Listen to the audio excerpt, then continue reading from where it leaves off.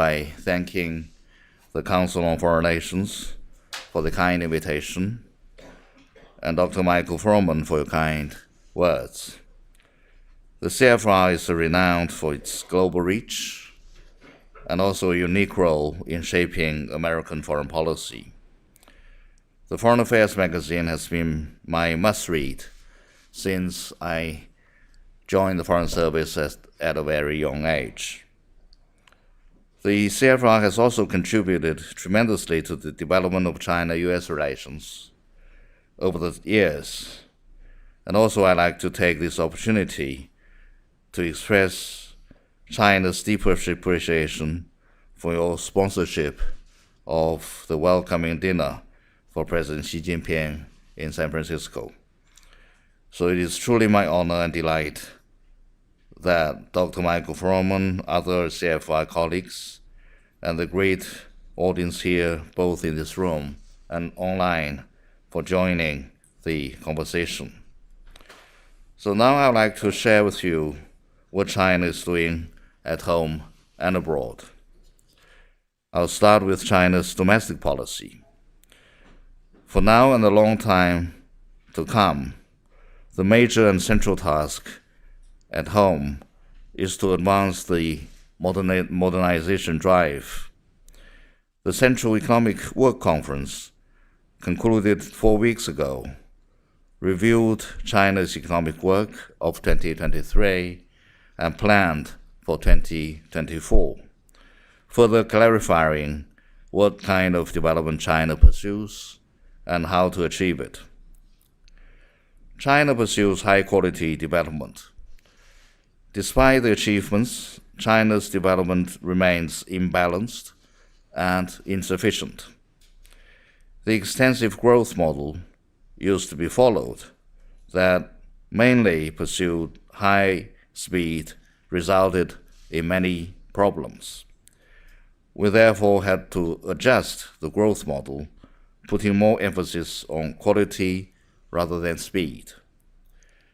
High quality development must be driven by innovation and technological progress.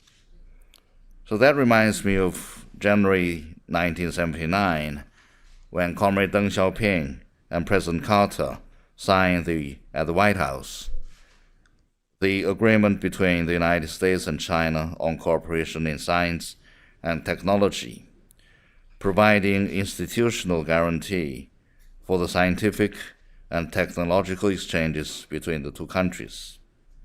And ever since then, achievements have been made in the joint research between the two countries on science and technology. China stands ready to work together with the United States to truly implement the San Francisco vision and bring China-US scientific and technological exchanges back to the right track. And we're often I'm asked the question, will China ignore development as it talks more about security? Indeed, China has highlighted the importance of security just as other countries do. We believe high quality of development can only be achieved in a highly secure environment. But what we pursue is a balanced and positive interplay between security and development. And we'll never ignore development, and it holds the key to solving all the problems and challenges in China. China pursues high standard opening up. Last year marks the 45th anniversary of China's reform and opening up policy. This policy has transformed China tremendously. I was born in the 1960s, and I witnessed the sheer contrast of life before and after the policy was adopted. China will remain committed to the policy and keep its door open. Going forward, China will continue to expand institutional opening up with regard to rules, regulations, and management to create a market-oriented, law-based business environment that meets the international standard. In the process, we'll try to address the concerns of the American businesses, such as market access to the service sector, cross-border flow of data, and equal participation in government procurement. In the same vein, we hope that the United States keeps its market open and provides the Chinese companies with equitable, just, and non-discriminatory business environment as well. So another question is, will China become more inward-looking as it talks more about self-reliance? China has accelerated efforts to foster a new development pattern that is focused on the domestic economy and features positive interplay between domestic and international economic flows. But let me be very clear. For domestic circulation to function well, it does need stronger international cooperation, more foreign trade, and better use of FDI. We benefited from these in the past, and China's first joint venture automobile company, Beijing Jeep, was in partnership with the United States, and the first wholly foreign-owned company, W.R. Grace & Co., was also from the United States. We understand that our success comes from not only our own hard work, but also the cooperation with the world, and we are determined to strengthen such cooperation. China pursues steady economic performance. In recent years, we have endeavored to keep our economy stable while taking incremental steps to sustain progress. We focus on creating a stable macro environment, securing people's livelihood, and avoiding big fluctuations in growth, employment, and inflation. In the same time, we have strived to make progress in high-quality development by transforming the growth model, optimizing the economic structure, and shifting the driving force, which in turn sustains the good momentum of steady growth for the long run. Another question would be, compared with the pre-COVID era, China's economy is slowing down. I think that we need to put this issue in perspective and bear in mind two factors. Number one, China's economic aggregate. For China, the growth rate of 7.7 in 2013 means a $660 billion increase of economic aggregate, while 5% of growth in 2023 means a $900 billion increase of economic aggregate. That is to say, 1 percentage point of growth now roughly equals 2.1 percentage points of growth 10 years ago. Number two, the quality of China's economy. Thanks to innovation, which has already become the primary driver of China's economic growth, the quality of our economy keeps improving. On top of that, the vast market demand, stable macro policies, and ample room for monetary and fiscal policies, China's economy has sound fundamentals and good potential. And China pursues green development. We have made unprecedented efforts to advance green, low-carbon, and circular development. At present, nearly half of the world's installed photovoltaic capacity is in China. Over 50% of all new energy vehicles in the world are now running in China, and 1/4 of the world's total increased afforestation is contributed by China. Some people argue that as the largest emitter of greenhouse gases, China should bear more responsibility in addressing climate change. Climate change is caused by both current and historical emissions. As developed countries contribute to over 70% of the global total accumulated emissions, they should shoulder greater responsibility. Yet, China is trying hard to make the sharpest reduction in carbon intensity in the world and achieve carbon peaking and carbon neutrality in the shortest time span in world history. Colleagues, China's strategic goal is grand and yet simple. That is to deliver a better life for more than 1.4 billion Chinese people. To achieve it, we are working hard to advance China's modernization, and President Xi Jinping recently stressed during the Central Conference on work relating to foreign policy that China's foreign policy in the new era should aim at creating a more favorable international environment for China's modernization drive and building a human community with a shared future. China remains firm in pursuing an independent foreign policy of peace and is committed to peaceful development.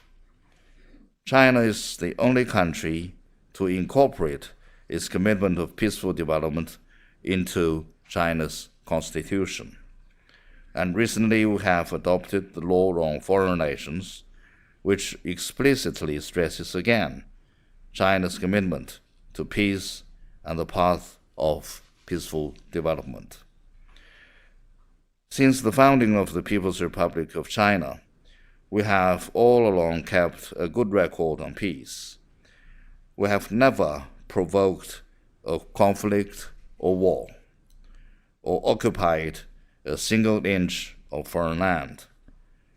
President Xi Jinping reiterated during his recent visit to the United States that China will not fight a cold war or a hot war with anyone. People in Asia have our own way of dealing with each other, which values peace and, above everything else, and seeks peaceful solutions to all disputes. China does not seek to change the current international order, still less reinvent the wheel by creating a new international order. We are one of the builders of the current world order and have benefited from it.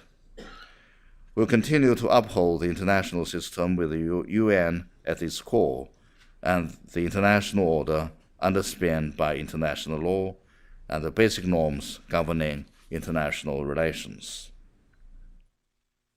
A human community with a shared future is about an open, inclusive, clean, and beautiful world that enjoys lasting peace, universal security, and common prosperity.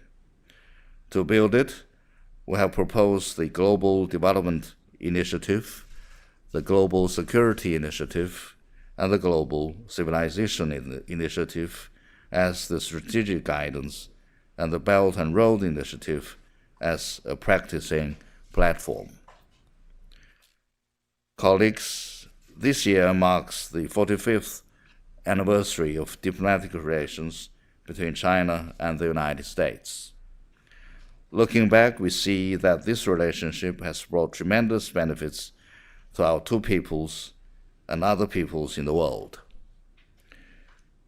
During the summit meeting in San Francisco, President Xi Jinping put forward 5 pillars for China-US relations and a future-oriented San Francisco vision. What is needed now is not waiting or debating, but to act upon it. We should strengthen dialogue and communication. My visit this time is to have candid exchanges with people from across the American society on how to implement the San Francisco vision. We're here to promote dialogues between the governments, legislatures, and political parties of the two countries, as we believe communication is the only way of increasing common understanding.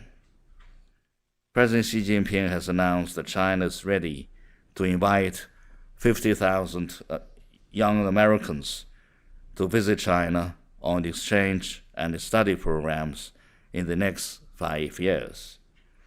As we speak, the government agencies in China, universities, and civil society organizations are gearing up to send out invitations, and my department is also ready to join them to invite young American political leaders to visit China and get some first-hand experiences. China and the United States should properly manage differences. Having engaged with each other for such a long time, both China and the United States know too well each other's core interests and red lines that can never be crossed. For China, the Taiwan question is at the very core of the core interests. It's the red line that must be crossed, and we take serious the statements of the United States not supporting Taiwan independence, and we hope that the U.S. side will honor this commitment. We should expand mutually beneficial cooperation. Mutually beneficial cooperation brings benefits to our two peoples and adds certainty to our relationship. This is what we have learned from the past 45 years of interactions, and something we must continue in the future. Our two countries can cooperate on a wide range of areas from trade, agriculture, to law enforcement and artificial intelligence. Take our cooperation in fentanyl as an example. To support the U.S. endeavor to combat fentanyl abuse at home, China has scheduled all the fentanyl analogs as controlled substances since 2019, the first country to do so in the world. And during the summit meeting, the two sides agreed to put in place a working group on counter-narcotics for greater cooperation on more fronts, and we are looking very much forward to concrete and visible deliverables. China and the United States should work together to address common challenges. The success of COP28 has once again proven that China and the United States can accomplish big and good things when working together. As the world has entered a period of turbulence and transformation, people of all countries are counting on China and the United States to take the lead in resolving more global issues and offering more public goods. China stands ready to work with the United States to show their responsibilities and make new contributions to human progress. So I thank you very much for your attention, and I will be very much looking forward to take your questions. Thank you.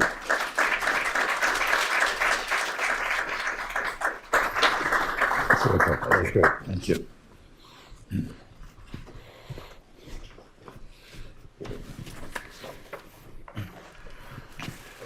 Terrific. Thank you very much for laying that out for us. You mentioned the recent work conference, the Foreign Affairs Work Conference, where I understand one of the issues discussed was how to make sure there's a correct understanding of China as a trustworthy, lovable, and respectable country. Now, at the same time, President Xi was calling diplomatic relations a struggle. He asked his diplomats to engage in a fighting spirit, and he called for a diplomatic iron army. Are we likely to see a return to wolf warrior diplomacy, and how is that lovable? I don't really believe that there has always been a kind of wolf warrior diplomacy, and there's no talk about coming back to that diplomacy. But when you talk about the kind of iron diplomatic army, he really means that the diplomats, Chinese diplomats, both at home and around the world, should stay disciplined and disciplined, and in terms of making sure that they have very strong moral integration and work hard. So it's not really something about a kind of wolf warrior, quote unquote. So I think that the fundamental goal of China's diplomats would be to contribute their efforts in making sure that China's relations with other countries be warm and cooperative, and then by that we mean that we try to create a favorable international environment for China's modernization drive. Let's talk about one of those relationships, the relationship between China and Russia. When President Xi met President Putin, he allegedly said, right now there are changes, the like of which we haven't seen for 100 years, and we are the ones driving these changes together. Mm-hmm. What did he mean by that? What are those changes? And what does you mentioned in your remarks, you don't seek to create a new world order, but how do you see Russia and China working together to modify the existing world order? I think that really it's not really limited only to China and Russia. I think that one of the features of the global transformation would be the collective emergence of the developing powers. I mean, a collective rise of the emerging economies, including China, Russia, India, Brazil. So I think that basically, when we're talking about the transformation, we mean the rise collectively of the emerging economies. So certainly China and Russia are part of the transformation powers. So I think that the China-Russia relations is strong, and we really enjoy a good neighborly relationship and also very strong strategic partnership.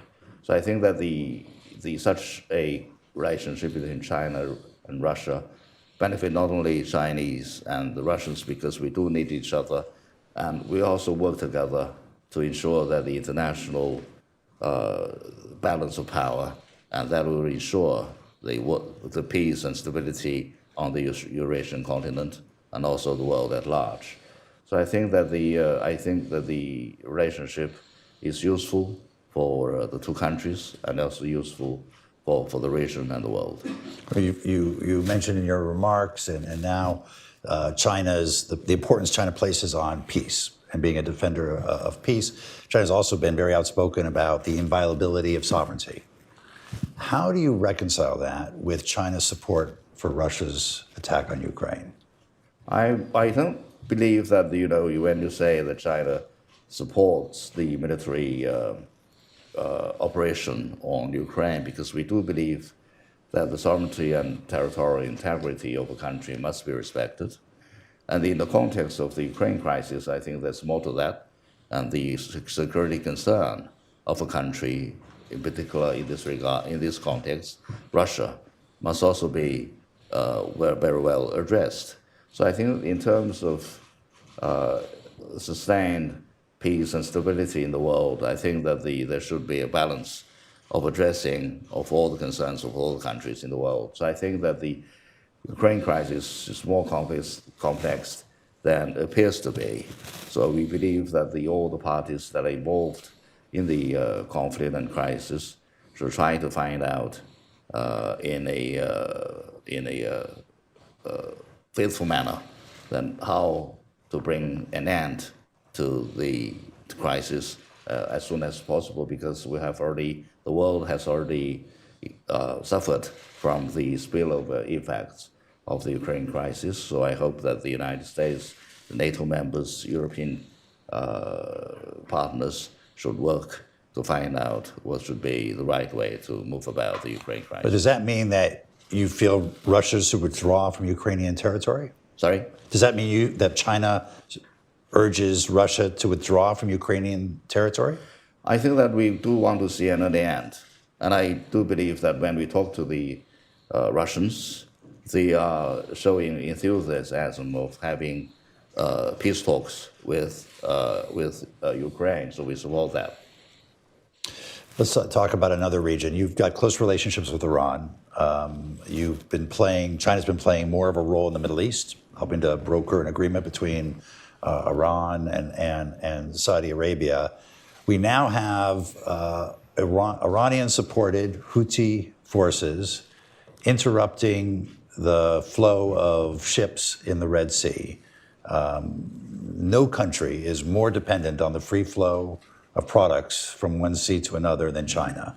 Are you concerned about this, and are you urging Iran to urge the Houthis to stop interrupting this important trade route? We do stand very strongly for peaceful, navigation of cargo ships in that part of the world because it's essential for the world's economy. But I'm not commenting on your allegation that Iran is supporting the Houthis in this particular operation. I was visiting Iran about 3 or 4 weeks ago, where we were talking about the Palestinian and Israeli conflict. And I believe that the Iranians were moving about this conflict in a very prudent way. They were telling me that they were not involved in any kind of support of the Hamas in the fight, in the attack on Israel. And they did not really know beforehand that the attack was going to happen. So they did not really give any military support or even military advice to the Hamas. So I think that they are being very, very prudent in this regard. So you don't believe that Iran is, whether they knew about this particular attack, Iran's supporting Hamas and training them, equipping them, supporting Hezbollah, directing them, and supporting Houthis. You don't see Iran playing a significant role there? I think it's a very influential country in that region. But, we don't really have the specific information and intelligence about what is going on. But, the Middle East issue is more complicated than just a Palestinian-Israeli conflict. I mean, there are religious factors, racial factors, and ethnic factors, religious factors as well. So I think that that's why we're talking about a comprehensive security concept when all these concerns and factors should be addressed, because you can't really say that we can, fix up this is one factor while leaving behind all the other factors. So I think that even with the conflict between the Israelis and Palestinians, I think that the world should take a more effective action in stopping the conflict there, and also that the human will not suffer more the loss of lives and also suffering. Let's talk about U.S.-China relations, particularly, as you said, it's the 45th anniversary of our normalized relations. We're heading to we are in an important year, including an election year here in the United States. Minister Wang Yi has said cooperation is no longer an option, but an imperative.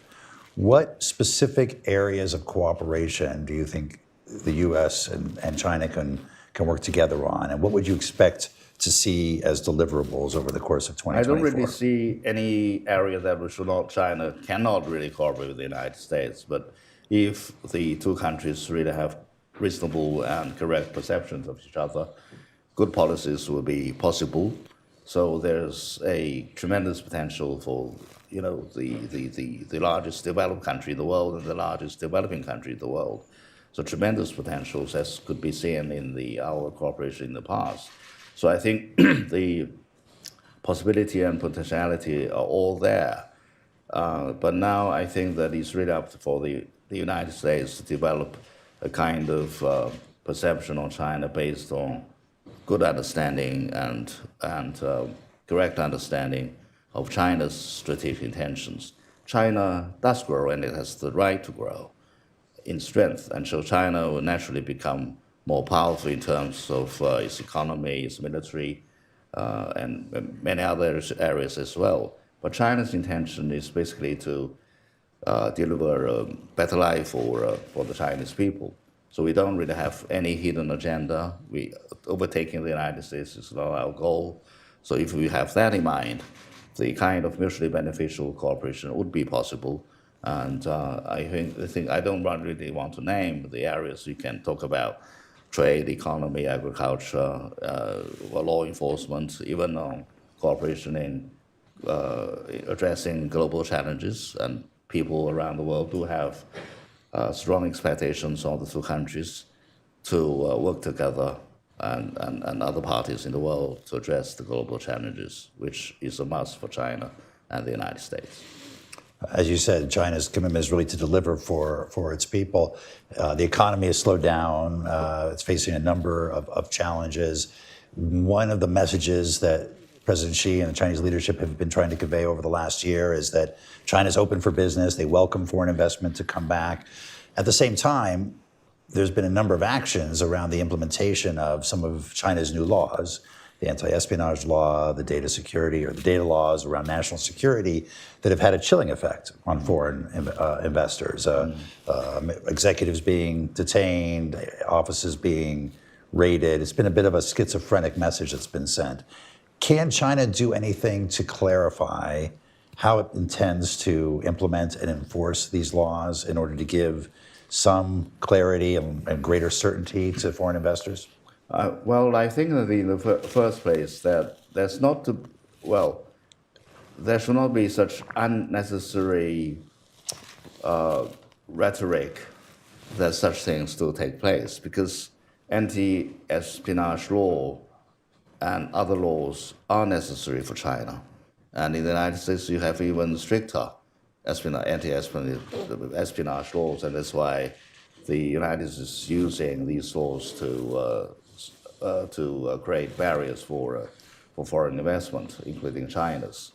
Anti-espionage law is certainly something that is being played up unnecessarily. And I have never heard of story that any foreign business offices been raided on a groundless basis, and about the law regulating the data flow is necessary for China. But we are ready to do explanation and also to do a job that will convince foreign business people that China is the country that you can have good opportunities for development. Let's switch to Taiwan, and I'm going to do one more brief question, then open it up to the audience. So please be ready with your questions. In 1975, Chairman Mao evidently told Secretary of State Kissinger. In 1979? 75. Okay, good. 75. Sorry. Yes.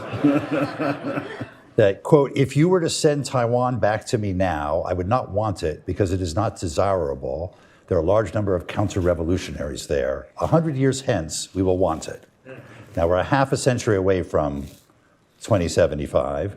What would Mao say about the Taiwan question in 2024? The unification of China and also has always been the dream of the Chinese people on both sides of the Taiwan Strait. So I think that this is the firm and clear and strong policy of the Chinese government and the strong aspiration of the Chinese people. So apart from that, I think there's no need to explain our position on the Taiwan issue. All right. At his dinner in San Francisco, President Xi said, "We're ready to continue our cooperation with the United States on panda conservation." When are the pandas coming back? I hope that they're coming back as soon as possible. And will they come back to the National Zoo in Washington, D.C.? It depends on you where you're going to put it. There's a David Rubenstein panda house at the I hope that'll be Washington. I hope that'll be here in the Council on Foreign Relations. Excellent. We'd be happy to. I'd be happy to give up my office for the pandas. Let me correct you. If you give you a panda instead of a giant panda, you will be disappointed. Because there are two kinds of pandas. One is panda and giant panda. We're talking about giant pandas. The black and white one. The black and white ones. Thank you. All right. We'll look for the giant pandas. Thank you for the clarification. Let me open it up to questions. Yes, please. I don't know if you need a mic. Yeah, here's a mic coming to you. Please identify yourself. Thank you. I'm James Heimowitz from China Institute. First, a big thank you. My first introduction to China was through Zhonglianbu as a small student studying to go over there as a young boy. And I'm delighted to hear you'll be supporting the 50,000 students that was proposed, we heard from President Xi. My question to you is actually about Western media. We talked about misunderstanding and misperceptions that the US has about China. And I think that the US audience relies heavily on reporting from Western media. There's a bad history, I think, would say, between Western media and China, and it's filled with mistrust and misunderstanding. I'm wondering if you agree that Western media is important to the way that the US sees China, and if yes, what can China do to help improve that reporting and coverage? Thank you. Very important indeed, because I used to be the Director General of the Information Department of the Foreign Ministry. So I was basically working with the foreign press, including the Western press. Very important indeed. And at that time, I think the total number of foreign journalists in China amounted to about 800. So that's quite a lot. Basically in Beijing and some other correspondents in Shanghai and other places. I think that they played an extremely important role in serving as a bridge between the Chinese people and people all over the world. So people do read foreign affairs, people do read other journals and magazines and newspapers, and well, I think also read online. Very important. China has always been taking a very positive and supportive position on encouraging more foreign journalists to come to China and report and to see China for themselves and report China in a very accurate and objective way. But it's true that we do have differences.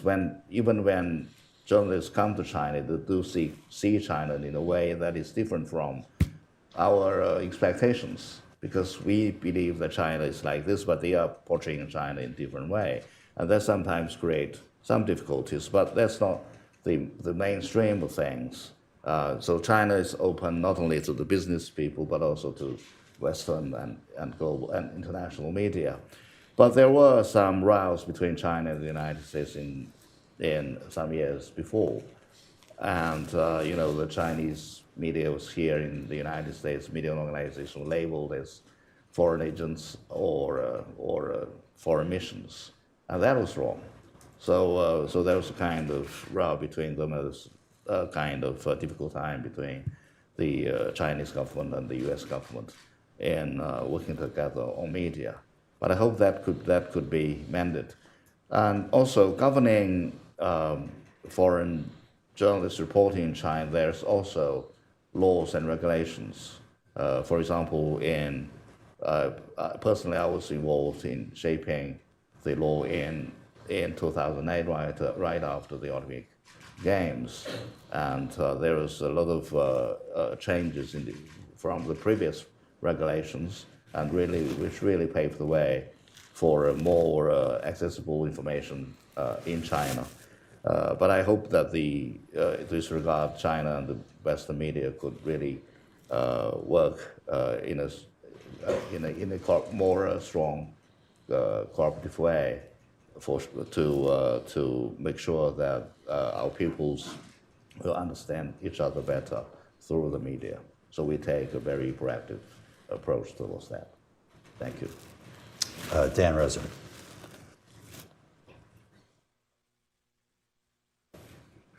Thank you very much. Dan Rosen, Rhodium Group. Coming back to your discussion of the performance of the Chinese economy, as you noted, China has now become a globally, systemically important economy. And if the estimate of China's growth is very high, that leads to big investments to feed China's needs in places like Africa. Is there concern and discussion in Beijing that an overestimate of China's macroeconomic growth could aggravate challenges in Belt and Road countries? We're talking about Zambia a lot today, for example. If you can speak to this a little bit, the spillover effects of the quality of Chinese statistics at home on other more fragile developing countries? Thank you. China actually has been working with the African countries for a long time, even during the difficult time of China's economy, like in the 1970s. China was really offering a very useful helping hand to the African people and countries in building, at that time, even you talk about Zambia, and certainly you know about the Tanzania-Zambia railway. So that was when China, even during the time when it was poor itself, we were trying to offer a helping hand. And then when after the China's policy of reform and opening up, we are even working more closely together with the African countries. So when you talk about China's economy now is doing well, and we are stronger than we used to be. We were much stronger than we were 10 years ago.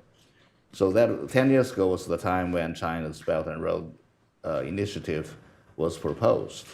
So we were now today, we are in a very stronger and better position to work with countries that are involved in the Belt and Road Initiative, in building the connectivity, infrastructure, trade and things. So I think that we are not really exerting any burden on the countries that are involved in the Belt and Initiative, and actually China's assistance and China's cooperation with these countries are really warm welcome by these countries. So take, for example, the country where I used to work as ambassador. You know that in Indonesia, now we are seeing the launch of the Jakarta-Bandung bullet train. When I was there, it took me 5 hours at midnight to travel from Jakarta to Bandung. Now it took only 40 minutes. So the train is running at 350 kilometers an hour. Yes, a tremendous amount of money was spent on that bullet train and on the railway. But as the president put it, the Indonesian president put it, you should not only look at the cost of the railway, but we have to look at the benefits, financial benefits, economic benefits, social benefits. So when they have the train in place, it means more than just building the railway itself, because when the railway is not there, what people have in mind is that how much money that we're going to spend. But when they have the railway, they're thinking about how much money we're going to make with that railway. So that's the fundamental change of people's approach towards this kind of connectivity building and infrastructure building. So I think a lot of people are talking about the debt problem of the African countries, and China is not the major contributor to the debt problem in that continent.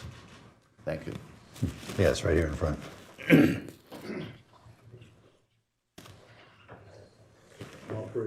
Of Advection Growth Capital. Thank you for coming today, Ambassador. Israel was the first state in the Middle East to recognize the People's Republic of China in 1950. And over the more recent years, you have developed very strong economic relations with Israel. In fact, are its second largest trading partner. And I think also manage part of the port of Haifa right now. Yet, on October the 7th, China has not yet condemned the terrorist attack on Israel.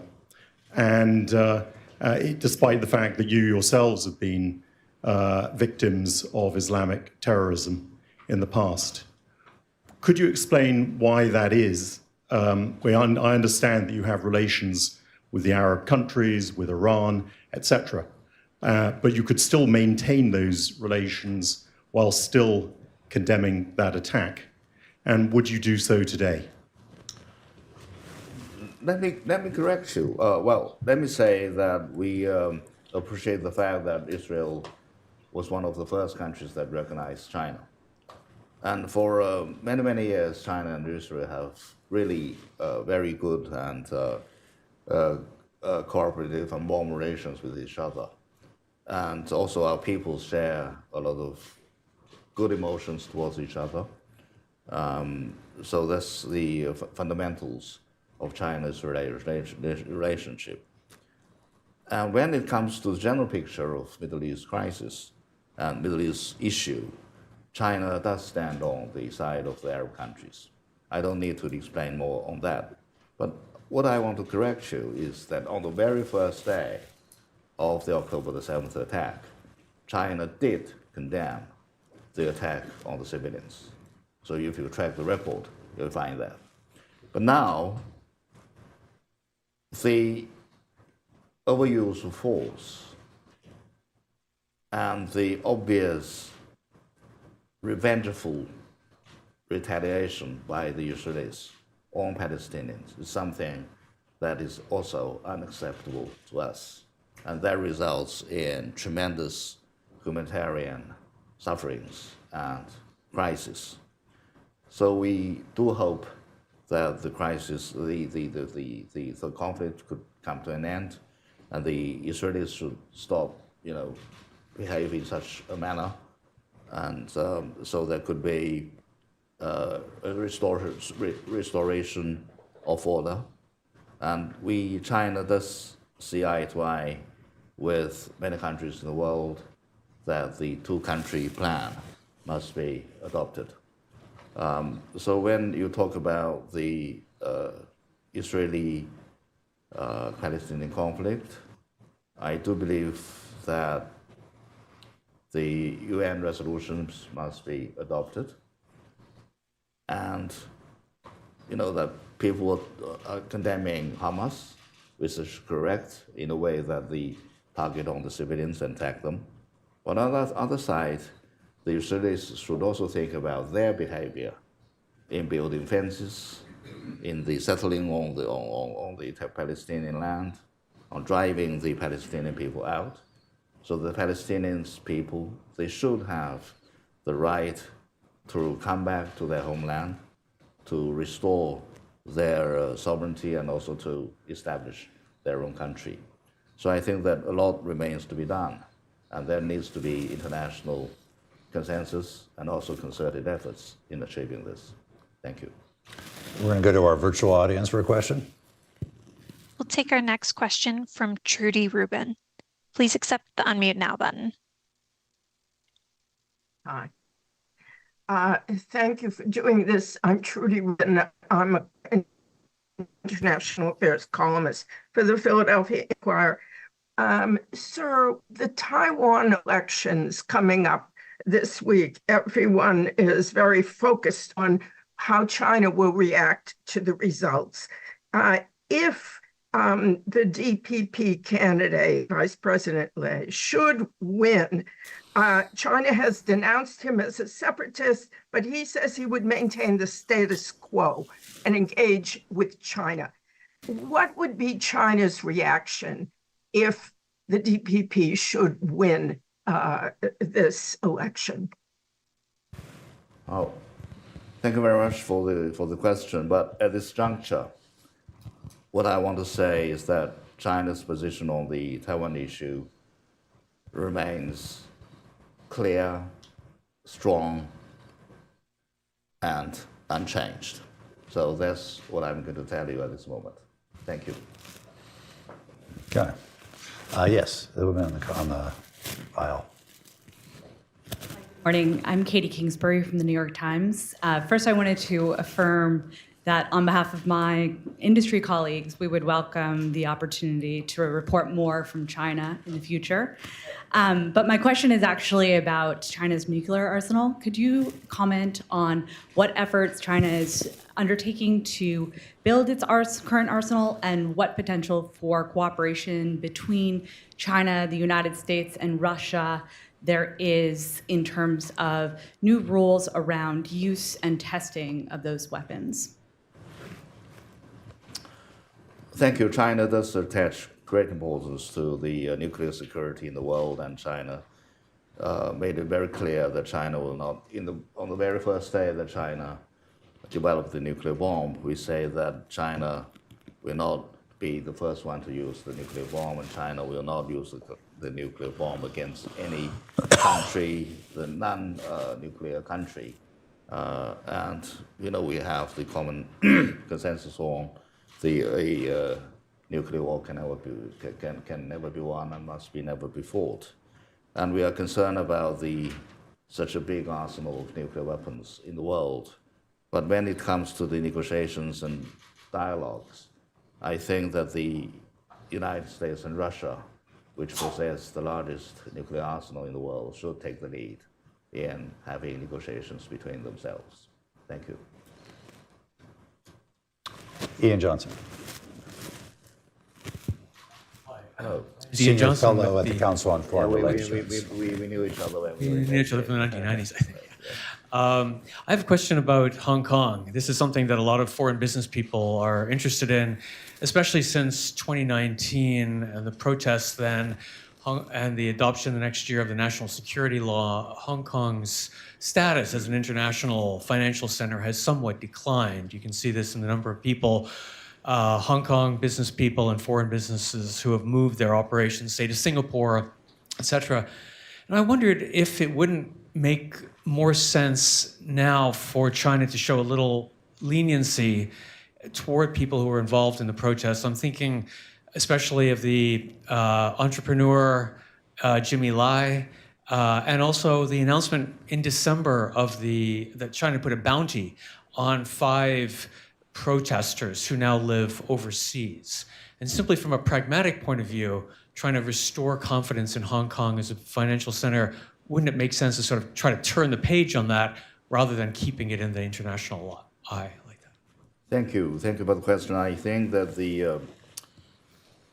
a number of aspects about this question. Number one is that actually Hong Kong, despite the bad time of a period of anarchy and disorder and violence, Hong Kong remains a financial center, number one. Number two, when you're talking about pragmatic terms, Hong Kong should be a place that is also ruled by law and is governed by law. So if there's any company that is moving out to other places, it's not because of the return to order, to normal in Hong Kong.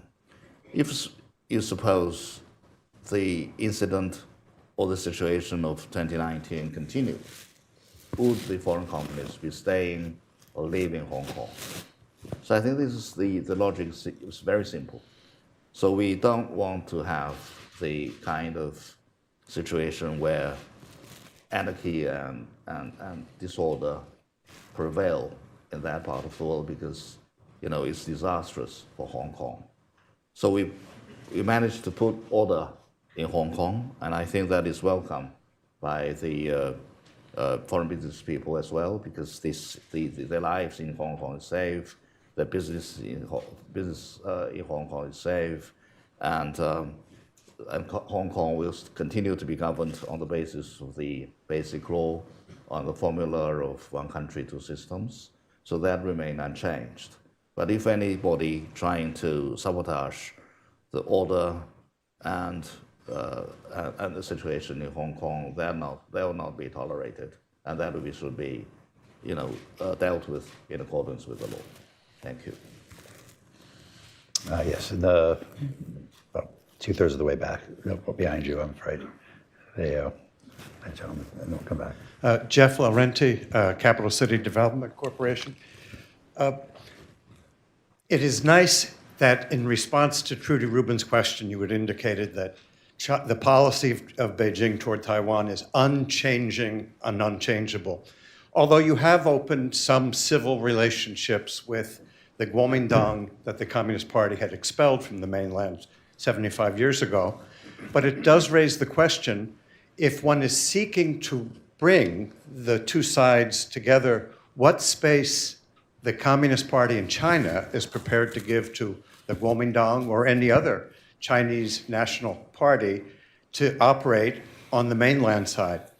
And if you could give some sense of where your relations with the Kuomintang or other political parties in Taiwan might be. And forgive me for asking about one fascinating item of your biography, an impressive biography, both at Zhejiang and at the Central Commission level for discipline inspection. Discipline inspection, is that like what federal prosecutors do to our politicians in New Jersey? Or is that enforcing ideological uniformity in some way? Well, I prefer to take your second question.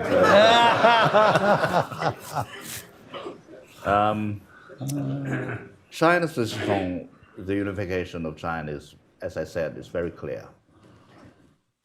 So long as the One China consensus is observed, there could be communications and talks between mainland and relevant factions in Taiwan. And we stand for peaceful development of the cross-strait relations, and we do hope to see communications between the two sides on the basis of the One China policy and principle.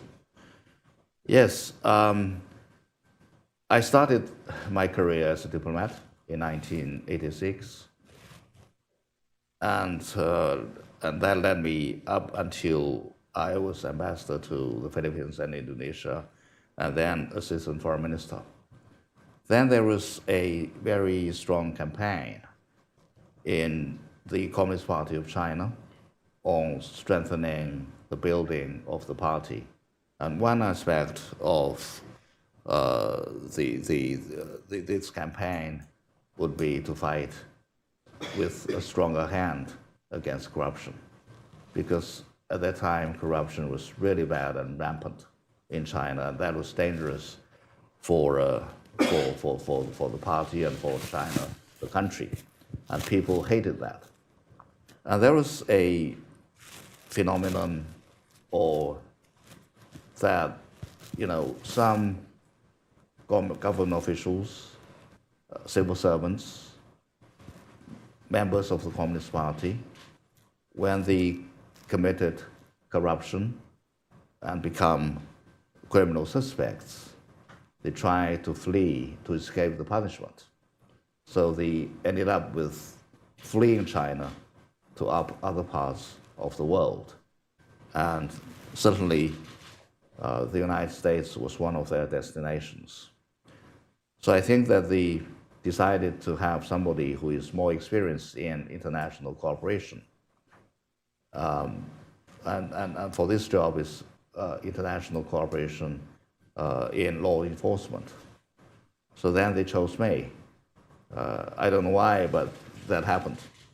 So the CCDI, Central Commission of Discipline and Inspection, there are two elected committees within the Communist Party of China. One is the Central Committee of the Communist Party, which is headed by Xi Jinping as the General Secretary. And there's another elected committee, which is the Central Committee of Discipline Inspection. And the CCDI, Discipline Inspection Committee, is under the leadership of the Central Party Committee. So the two committees. So basically, you could tell from the name, it's more about discipline. It's more about fighting corruption. It's more about punishing people who have violated the charter of the Communist Party of China, and also the people who violated Chinese laws. So with regard to the corruption, they violate not only the charter of the Communist Party, the disciplinary rules, they also violate the law. So then, when they flee the country, in the past there was nothing could be done about them. But then we decided to take them back with the support and help from our partners, our colleagues from other countries.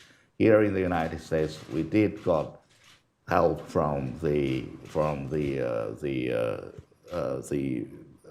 Department of Justice and your Land Security Department. Homeland Security. Yeah, Homeland Security Department.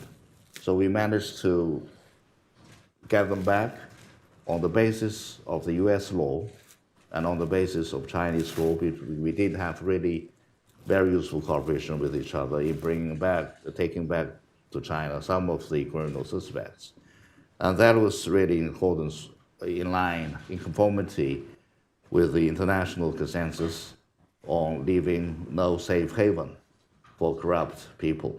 So I think that is very good, and we got help. And we do express our strong appreciation for the law enforcement departments here in the United States for helping China in this regard. But later on, I was sent to Zhejiang province, and at the provincial level, the same as the central level, there's also two committees, the provincial committee and the party discipline inspection committee also. So the same thing, but at a lower level. But I was chief of that commission in Zhejiang. And that gave me a lot of experiences. And I do believe that that job really brings justice to the people. Thank you.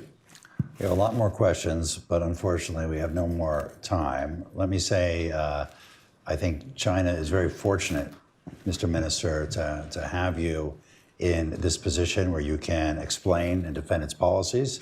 I go as far as to say you're a wolf warrior in sheep's clothing. Please join me in thanking the Minister for spending his morning with us.